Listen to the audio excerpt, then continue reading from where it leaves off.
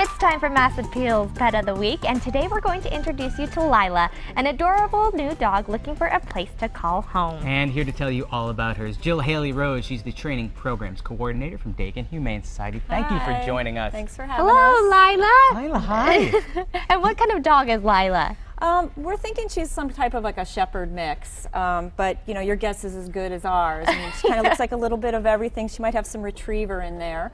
She's about 3 years old, spayed female. She came out of an extremely overcrowded shelter down in Texas where they literally have 500 to 700 dogs in the facility. So she wasn't getting adopted. Obviously, there's a lot of competition down there. And she came up to Dakin last weekend. We think she'd make an excellent family dog. She seems to really love kids. If she sees kids, she just kind of zooms over to them.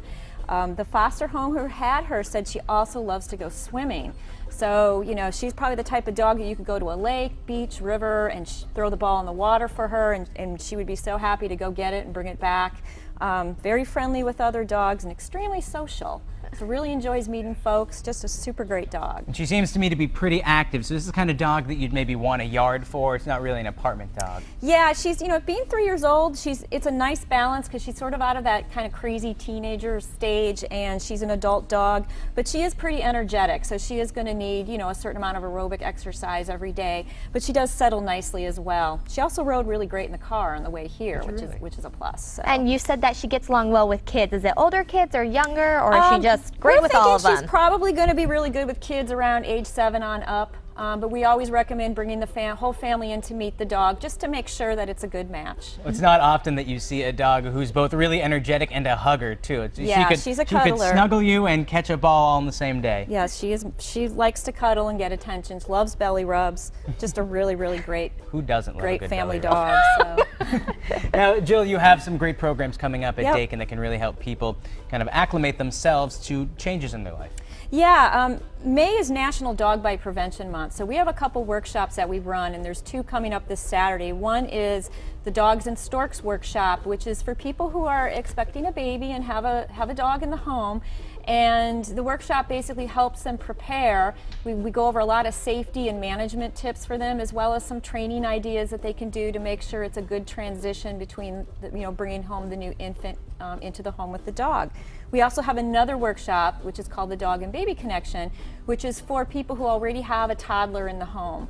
And that can be a real pivotal time, not only teaching the child proper interactions with the dog, but kind of getting the parents more aware about what is safe and what is not safe. You know, we see a lot of pictures of people letting kids sit on dogs and hug dogs and without an adult present. So we really want to make sure that nothing bad happens, and we want to have that bond grow with the child and the dog. What's the best way to foster that interaction too? Because you're right, I know I hate to admit it, but when I was a kid, I pulled my dog's tail once. Yeah. I'm not proud. I'm not proud of myself.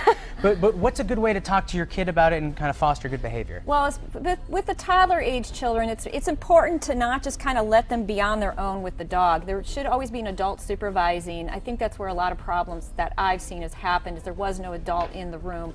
So the adult can be kind of between the dog and the child, and being able to show the child how to pet properly. One of the things that we teach is guided touch, so the adult will put their hand over the toddler's hand and pet.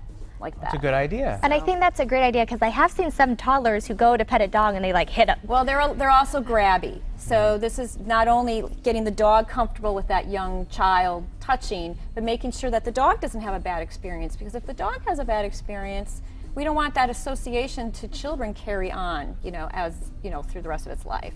So let's get Layla a home. Give us the details on this adorable dog one more time. She's 3 years old, shepherd mix. We think she'd be good for kids age 7 and up. She's available for adoption right now at Dakin, and you can come on down. We open at noon and put in an application for her. Oh, I want her home by the close of business tonight. So someone come home and adopt this adorable dog.